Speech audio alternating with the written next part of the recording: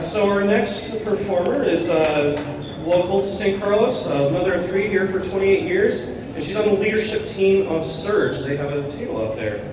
So they're also supporting Surge. Okay. Please welcome Sabine.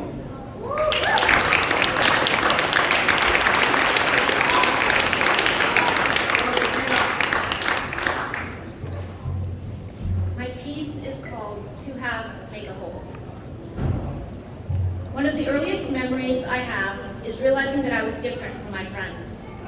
I asked my father why his skin looked different than my mother's. He laughed and told me that he was Chinese. It was said lightly and matter-of-factly, without any warning of how much this would affect my life. My father came to the United States when he was 8 years old. He put himself through college and served this country for 20 years as an Army aviation pilot. He met my mother while stationed in Germany. She said she had never seen anyone that looked like him. They married in 1965, 2 years before interracial marriage was legalized in all 50 states. They were trailblazers, my parents.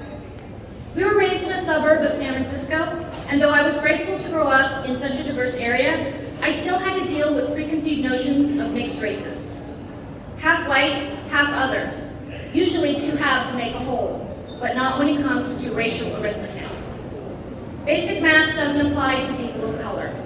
It's widely known that if you have just one drop of any race mixed in with white, you're wholly perceived as an other. The actual science proving that we're all the same underneath doesn't matter. The fact that race is a social construct is forgotten. Deep-seated prejudices take precedence over truth. This is racial arithmetic. Normally, when you put two halves together, you make a whole. This is basic math. However, when you start merging different ethnicities, all the rules of math change. In racial arithmetic, when my parents combined two halves, I was left with a hole in my identity.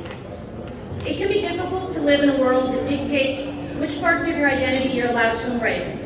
Society doesn't always treat multiracial mixtures as whole people. Instead, they stigmatize them depending on how exotic they look.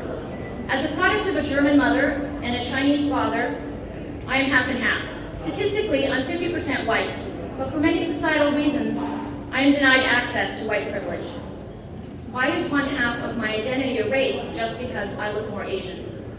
In racial arithmetic, 1 plus 1 doesn't always equal 2. One culture plus another culture sometimes equals chaos. I learned values and traditions from both my parents, and though I was raised biculturally, I consider myself tricultural. In order to fit in, we assimilate aspects of America and adopt a new culture all our own. Sometimes we sacrifice parts of ourselves to make room for the dominance of American values. In my family, there was a little bit of both. Is this what they mean by the melting pot of America? The challenge lies in living authentically without losing yourself in the process. Growing up, I got tired of camouflaging parts of myself to make other people feel more comfortable. We must embrace all the parts that make us whole. Celebrating different cultures is what makes us stronger. Living life according to other people's expectations is not a solution. Being true to yourself is so much more rewarding. It's up to us to accept ourselves and others for who they are. It's up to us to reject racial arithmetic. So, how many parts make a whole? I am the proof of my unique equation.